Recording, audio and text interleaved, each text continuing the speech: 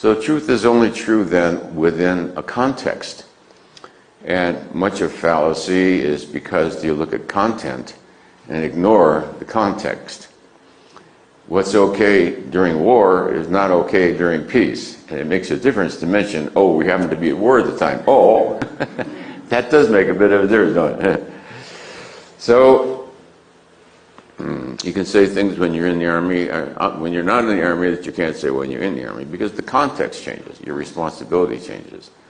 Your responsibility changes as a physician. You know, we were talking about that this morning, whether my allegiance was to the approval of my colleagues or to the patient, because I was doing innovative work, holistic work at that time, and, you know, not completely approved by academia. So I said, is my allegiance to academia or to the healing of this patient? Well, I took an oath to heal my patient to the best of my ability. And I'm answerable to God for that. So I'm going to have to do what I think is going to help this patient to the best of my ability. And whether my colleagues like it or not is going to be their problem, you know what I'm saying? So anything you do is controversial, you know. Every traditional medicine is controversial. Lots of people hate it. Psychopharmacology is controversial. But holistic medicine is also controversial. Acupuncture is controversial. Everything's controversial.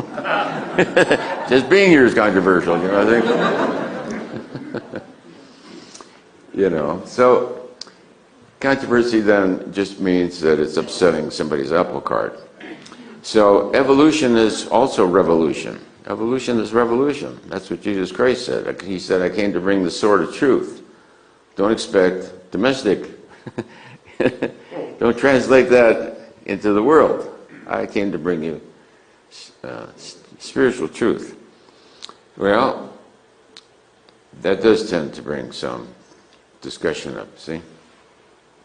So that's natural. If you find everybody in the world is agreeing with you, you better look out.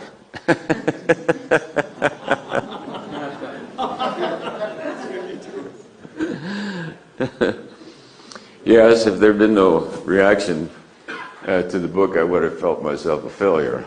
I've been disappointed that there's been hardly any rep about it all, gee whiz.